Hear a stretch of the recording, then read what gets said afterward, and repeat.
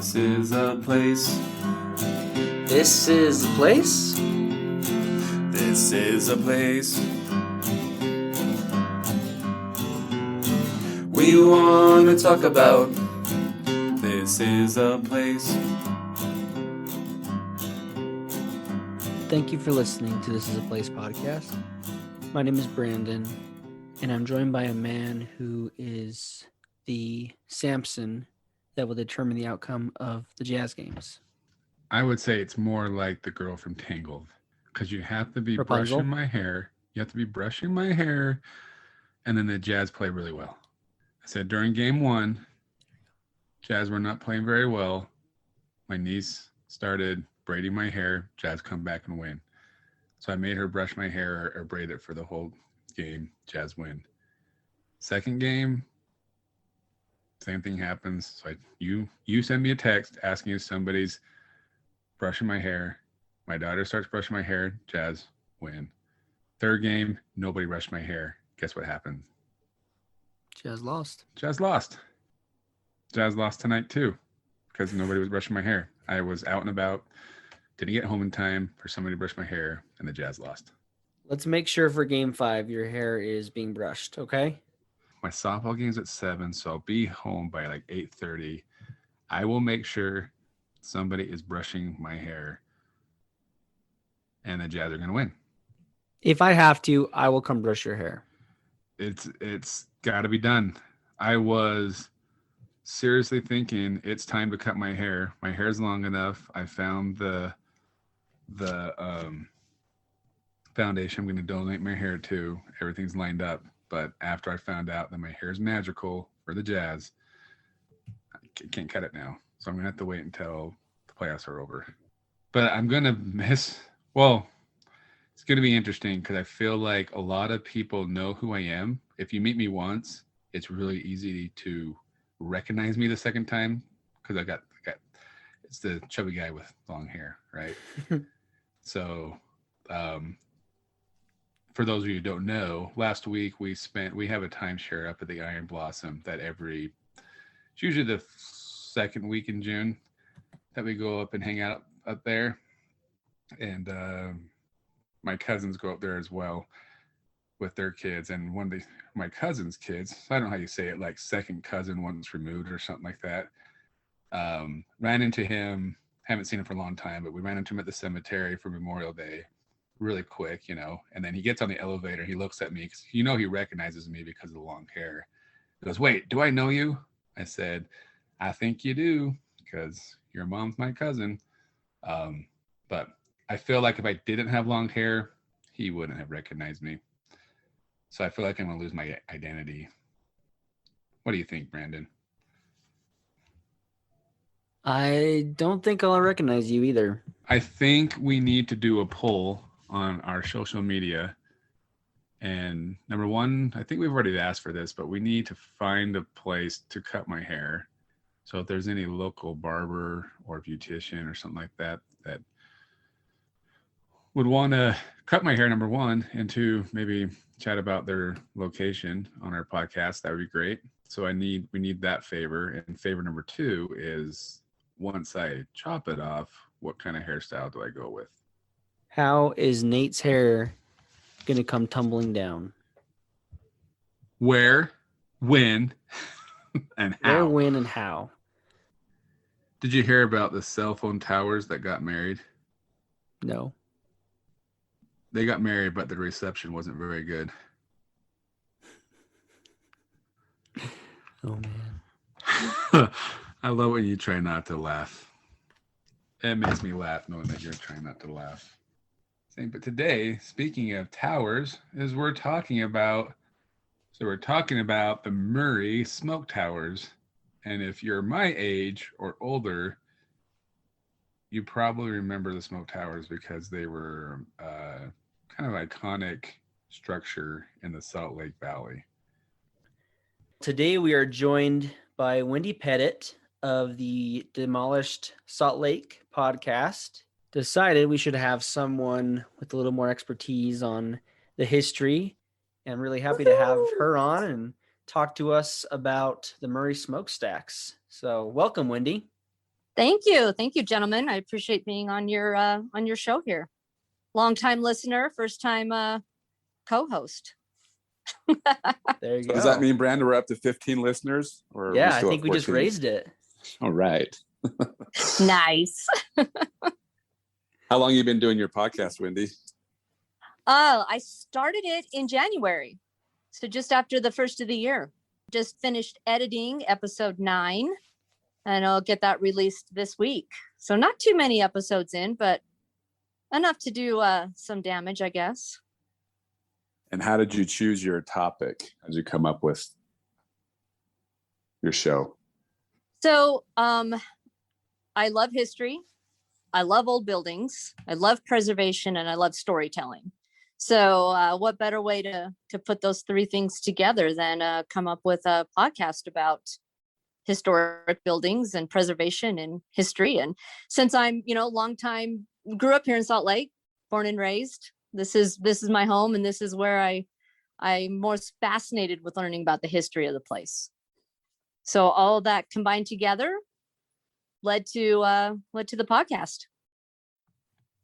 It originally started out as an Instagram page, right?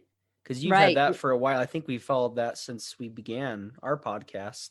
How did you make the switch? So back during, the early days of COVID, unfortunately, I got laid off of my job like a lot of people did. And I needed something to keep me busy. So I didn't go, crazy with a lot of time on my hands. So I started the Instagram page. I think it was March of 2020. I started that and kept that going. And somewhere around the fall, I decided that there was a lot more to these stories that I was researching and finding out about these places, that a lot more to it than you could put in an Instagram account or an Instagram post. So that's where the idea of the podcast came about. Well, I will give the plug for her podcast. It's great. She does a whole heck of a lot more research than we do. She does a lot of great production and even adds music and overlays and things like that. So keep up the great work. I think. Thank you. Something definitely people that like our podcast would be interested in if they like to hear a little more of the research kind of stuff. Yeah, I definitely find myself down some rabbit holes for a few hours sometimes and forget what I was even researching to begin with. So is there a favorite one you've done so far, or one that you're really excited to do in the near future? So this summer I decided I'd take the podcast on a virtual road trip. So we're going to actually head out of Salt Lake and hit up some spots throughout the state. So I'm excited to talk about the original Utah Insane Asylum in Provo. So the original buildings, the first ones. Ooh, that were that. Yeah, that one will be pretty cool. It has some really cool architecture history to it that I don't think a lot of people know. So that'll be a lot of fun to talk about. I'm excited about that. Is that the one that they turned into a haunted house, or is that another one? No, that's the one. Yeah, they actually had a haunted house on site. Yeah. And then it was stopped because of liability issues, which that and perpetuating the stereotype of people in an insane asylum. So right. Yeah. Well, that'll be a fun listen. We'll have to watch out for that one. You were recently on the I Am Salt Lake podcast, but you talked about it on there for that upcoming episode, right?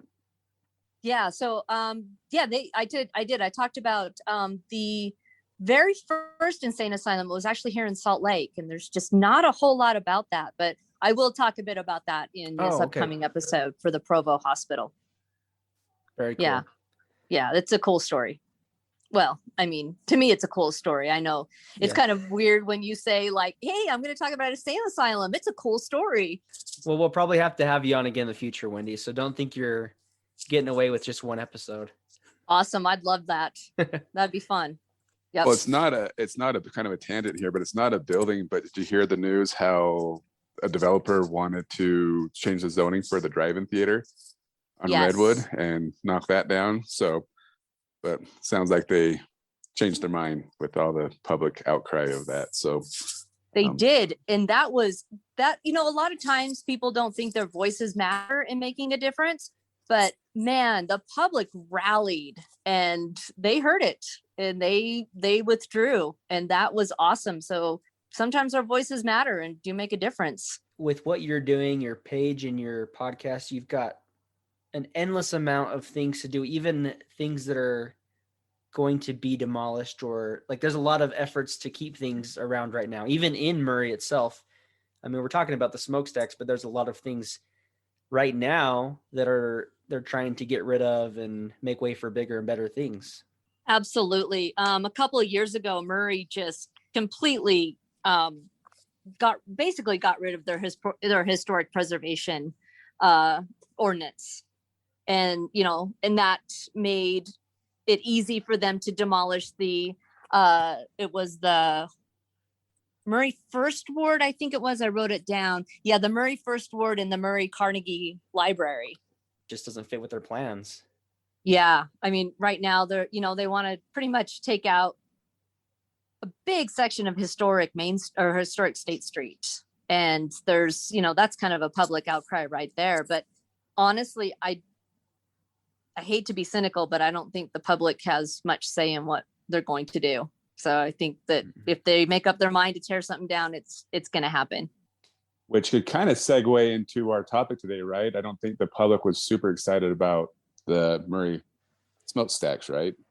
It didn't seem like it, but they inevitably turned down a proposition to I think it was to raise their taxes or to do something to restore the smokestacks, and they did turn that down. But I think it was like a really ridiculous amount of money. So I kind of would agree with the people. But on the surface, no, people want preservation, but they don't always want to pay for it. I was gonna say, we always want our cake and eat it too, right? For free. Exactly. Especially here in Utah. We want everything done for free. Yeah. Don't tear down the smokestacks, but don't make us pay to preserve them either. Yeah, the Murray smokestacks were a big part of the smelting and the mining in Murray goes back a long ways, but that was kind of the last standing emblem of that. It was, yeah. So, I mean, the whole thing, like 1870s is when smelting really started in Murray. And I mean, it was coming, the ore was coming from Park City and Bingham and a lot of places. And the railroad, really was the driver of all of that too, because, the railroad would just bring it right into Murray and go to the smelters and, get done what they needed to get done. So yeah, Murray has a long history of smelting history. You said it goes back even like the 1860s, 1870s. Yep. But it wasn't until 1902 when they actually built they built one and then they built another one. Exactly. Yeah. And that's an interesting story why these were built. So in it was early 1900s, like 1907, and the farmers were like losing crops because smelting's a dirty business. I mean, there was so much pollution in the air, but not only that, but all the slag that was all over. So there was dust covering everything, all this pollution. So the farmers actually went to court with the companies, and some of them closed down. And then this company was the American Smelter and Refining Company. Yeah, they came in and they said, oh, you know what, we can solve it by building these smokestacks, and that will solve everything. So the rest they either closed, they pretty much took over all the smelting in Murray, and became the one and only company in Murray. They closed down all the rest of them or combined them into their own. And that was about early 1900s that they pretty much took over. And that fixed the problem, at least for the time, with the crops and everything, which is good. For the time being, it seemed to make people happy. Yeah. But at the same time, what was kind of cool, what was going on, was Murray was becoming quite diverse during this time. You had a lot of immigrants coming to town. There were like Germans and people from Sweden and Italy coming to town and developing this little town around these smelters. So I would say Murray was quite diverse for its time. Yeah, that's cool. It probably wasn't the best working place for these people coming straight from these other countries. It was not the best work environment. Not a good work environment. These smelters ran 24 hours a day. Wow. So guys were working like 12-hour shifts. Yeah. And they were living in horrible conditions because it was like just dilapidated housing that was their housing. So not the greatest conditions to live in either. Do we know how tall the towers were? Yes, we do. Well, I do, because like I said, I looked it up. So the tall tower was 450 feet and like 34 feet at its base. And the smaller tower was 250 feet. So the smaller one was what the height, basically the height of what IMC is. Yeah. Yeah. That's what basically replaced the towers. Yeah. We're talking right in that area where IMC is. Yeah. Yeah. And pilots used to use it as a navigational tool. But I mean, growing up here in Salt Lake, we did too. Yeah, I was going to say everybody used it as a navigational tool. You knew where you were at by where you saw the smokestacks. So everyone used it as a tool. And I think that's what most people were sad about getting rid of. It was something that they had grown up with, and it was, you know, a sense of place and all of those things that make you want to preserve something because it makes you feel like home. The last puff from the smokestacks was in 1949. And so Yep. that's a long, let's see, do my math. That's 51 years that the smokestacks were just a symbol and not really doing anything. I mean, it's not that it was wasted space. We're not advocating for they should have kept smelting and all that kind of stuff, but it was the smokestacks themselves that stood there for so long. Yeah. And it really was Murray. I mean, so the colors of Murray High were taken from the colors that the stacks used to like have, like the red and orange. So Murray High got their high school colors from the smokestacks and from the smelters. And then when the towers went down, they also got covered by the smoke. Yes. I think you're probably going to talk about this, how when they knocked them down, number one, they didn't want the residents to go watch. They thought it was too dangerous, but didn't stop them. Didn't stop anybody. Two, the towers didn't fall the way they thought they would, right? They never do. At least the ones I've knocked down, they become perfect. Right? I mean, we've all played with Legos and knocked down the tower, and it never seemed to fall how we, thought it would. So there were to take these towers down. So the small tower had 135 pounds of explosives, and the big tower had 165 pounds of explosives. That's crazy. That's not a small amount of dynamite. No. And and they fell wrong and covered everything and everyone in tons of bad things. Yeah, they covered the high school. They covered Lost Creek Apartments over there on the other side. Went all over, but I don't remember it. I'm sad to say, but do either of you remember where you were or remember seeing the towers come down? Oh yeah, I went and watched it. Yeah, I went down to Murray and did my best at Murray Park. We were at Murray Park to watch it. So, but didn't see a whole lot from our perspective, but that was about as close as we could get. The sound was terrifying. Oh, just so loud. Yeah, not for the faint of heart. Poor any animals that were in the near vicinity. I feel bad for them. Yeah. And that was on August 6, 2000. So quite a few years it's gone, and the hospitals come up in its place, and the Costco, the track station. But what I found interesting was we were actually doing our episode for Trax recently, and I work in Murray. And so that's the track station I went to do some research. And I didn't know they had a monument for the towers there. They've got two kind of bluish greenish structures that stand up right there to pay homage to the towers. But that's not the only thing, because they have two other things in the area as well. They have a mural right there on was it 54th and State, right where the Costco is. There's a mural right there to And I think wasn't there also a plaque? The hospital has kind of a garden space that preserves where one of the towers stood, and they have I didn't get a chance to go see this before, but apparently an interactive experience to learn about the towers. Interesting. Yeah, It's I'd pretty love cool to to see know those. they still preserve something to remember it, since it was important to people. I agree. I mean, I think this was, out of everything that's happened in Murray and, the demolition of so many historic spots, I think this one really hit home to a lot of people. It'd be like taking down the mountains. I think so. Yeah.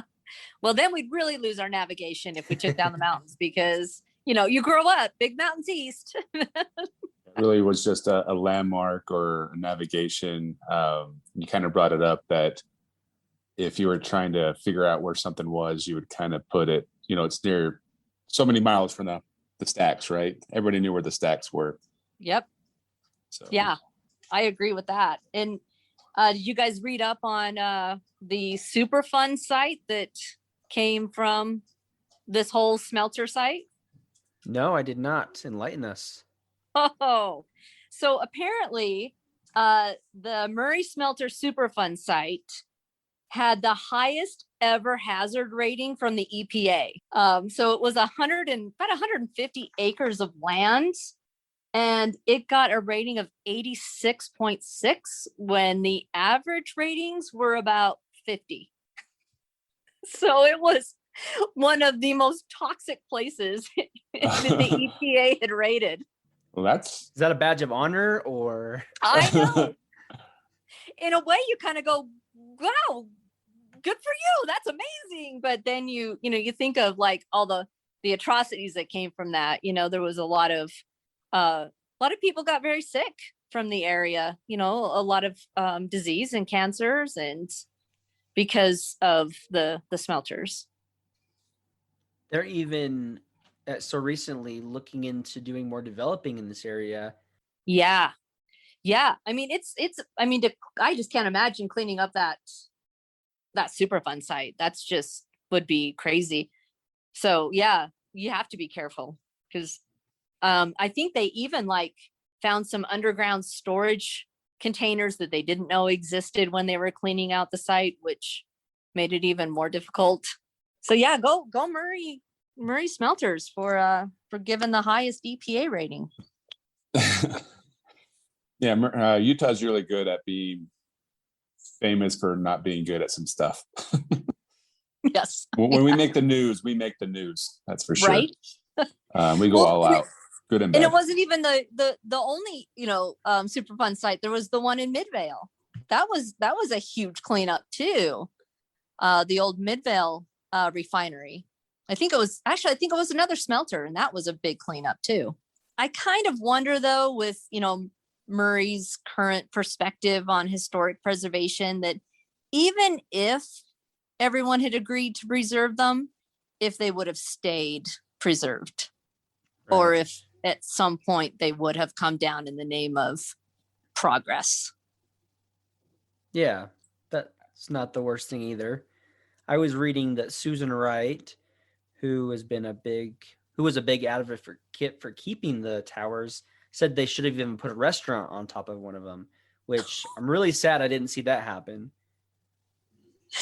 Well, I kind of wonder what the EPA cleanup would have been for that, to be able to put a restaurant on top of it, because it would have been a Taco Bell or something like that. You're just you're gonna get sick anyways. You're gonna get the sick anyway, exactly.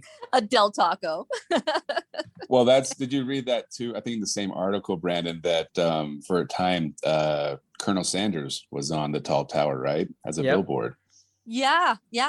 Back when they called it Harmon Chicken. Yeah, and it was that had to have been a huge portrait of him in Harmon's Chicken to be able to be seen that far away. Well, my thought is you were just saying that the residents wanted to keep them. They wanted to raise the taxes for them, but I would guess you'd get a lot of advertising money to rent out that spot. That's a big landmark.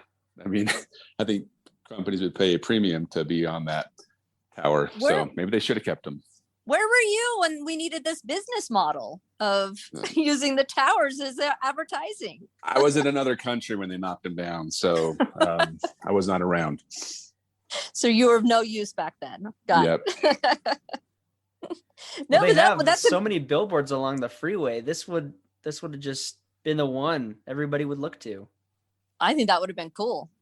Yeah, because those billboards are, I don't know nowadays because with the marketing changing, but I mean, back in the day, I mean, it's like $5,000 a month for a billboard on the freeway. So they could, like I said, nice premium to throw your company up there. And that would probably eventually turn into like a NASCAR car, right? You just have tons of stuff all over it. Wherever you could find a spot, stick your sticker. Exactly. Man, we have a "This Is a Place" logo, right? I agree. Yeah, all of us that have our local podcast would have had a spot, right? Probably not yours though, because I think that would defeat the purpose. Yeah, they probably wouldn't want to see mine on there. It would be like, oh crap, it's coming down. She just wants to do an episode on this. She wants it demolished. Just kidding. Any last things you guys found out? I did find that so this little town grew up around the smokestacks, and it was called Burger Town because it was founded by a guy named Christian Berger who came from Switzerland in the 1860s. And this is kind of the town that everyone lived around that worked at the smelter.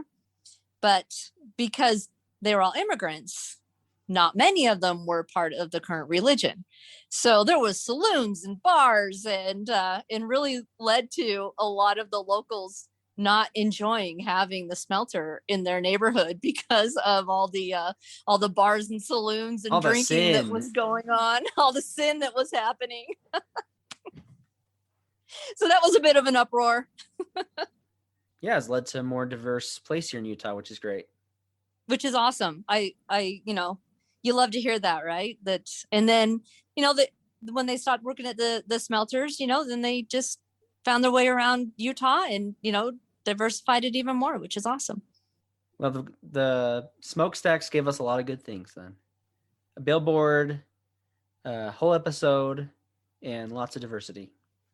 Thank you, smokestacks. We miss you. Yeah. Well, I was going to say 2 of the landmarks that we used to use and to say where you were the smokestacks, and then Hooters in Midvale was another landmark. And both are now gone. So damn it, we lost Hooters. That was always a joke in high school. You're like, "Oh, where do you live?" And you're like, "You know where Hooters is?" Yeah. Everybody knew where Hooters was. 3 miles east. You can't use the smokestacks anymore, or Hooters. Can't. So and now, so how do you get around now? There's no wayfinders anymore. Well, exactly. Now you have Google. There's GPS now, so.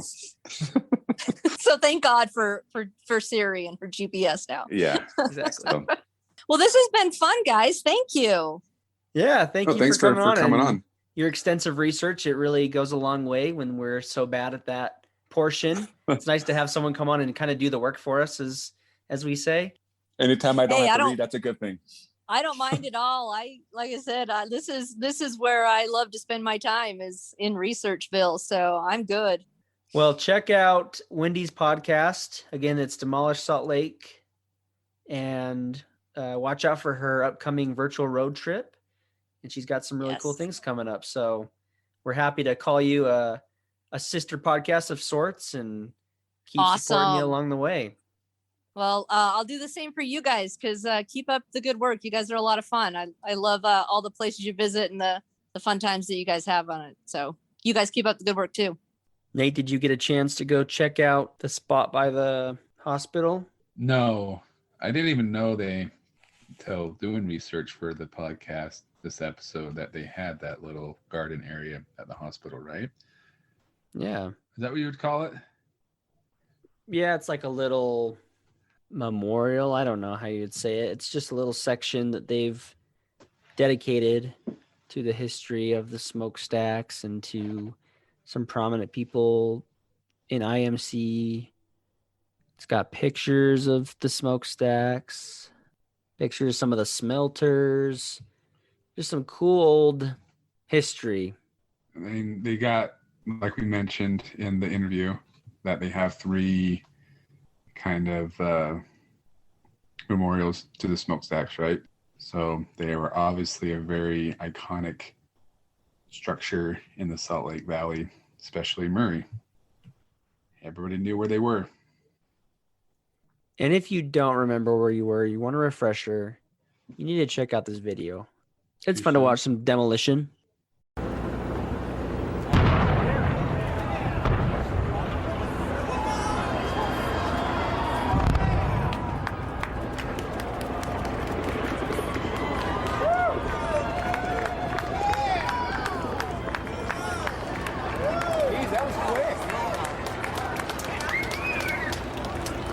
Jeez, that was quick. What do they expect? I'm not going to come down slowly, my friend.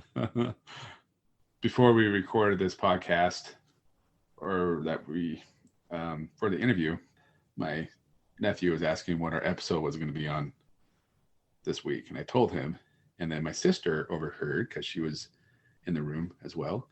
And she's like, oh, her best friend growing up told her that her uncle fell off the Murray smokestacks working on him and died.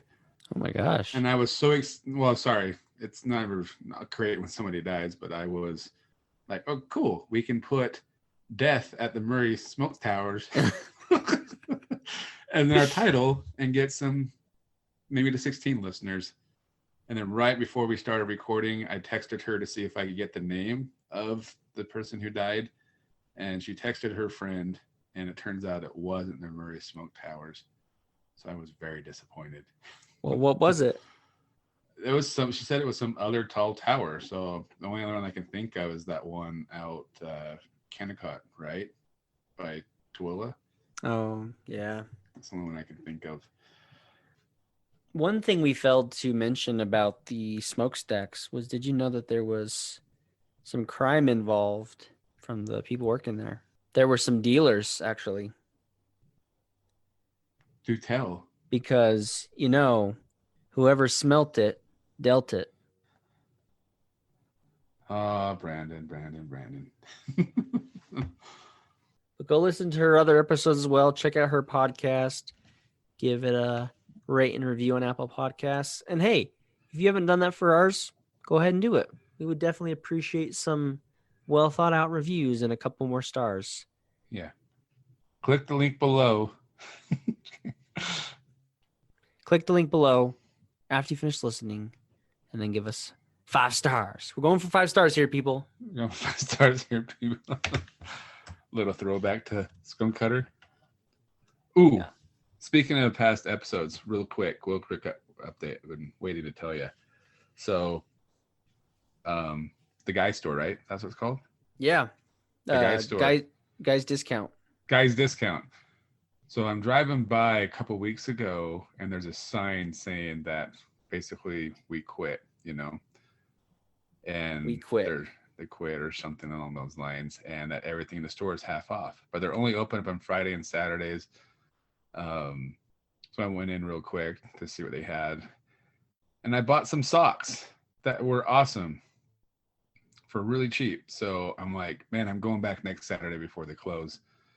So I went last Saturday, and guess who was there? Guy was there. Guy was there running the store. So finally got to chat with Guy a little bit. But he did. I said, so I kind of got a little bit of the history of the place, how it all kind of started. And then he's basically blaming COVID for the store closing, because he said he would go to like California and stuff like that, to these trade show type places, and buy $60,000 to $70,000 worth of product every year. And during COVID, he only spent $3,000 in product, so he couldn't get any product in the store. And I think just because, and then everything started to ramp up again, and he's like, I could keep going, but he's like, I just think it's time to be done, because he was planning on shutting down shop in the next 2 years anyways. So he's done. But I did tell him, because he was a really friendly guy, I said, I have a podcast with my buddy, and we actually did a episode on your store. And he's like, I know, because people have come in and told me that they listened to your. Really? Yeah, like because I go, I don't do any advertising. I haven't done any advertising for like 40 years that they've been opening. But he says I've had a few people mention that they only stopped in because they heard about the place from our podcast. So You guys are awesome. but maybe we're another reason why they shut down, because we bought all their product and he didn't want to go out and buy any more. Exactly. And another not funny, but another reason too, he said like, because he doesn't do any advertising, but most of his clientele, it's kind of a sad way to put this, but most of his clientele is dying. Like, if you're listening to this the day it comes out, guy says he's going to be open up this weekend for I think the last weekend. So Friday and Saturday. And then I think he's calling it quits. So I might go in and tell him that I came in because of the podcast. I'm going to leave out the portion of. Well, it's true though, right? It's true. Yeah. You would have known about the guy's discount if it weren't for us doing this podcast, right? Right. Exactly. So, well, we have more places for you folks to discover. So keep listening in. Tell your friends, tell your family about our podcast. We'd really love to have more listeners. I mean, is it too much to ask? We want to get to 20 someday, okay? Yeah, we get to 20. Thanks for listening to This Is a Place podcast. See you next week.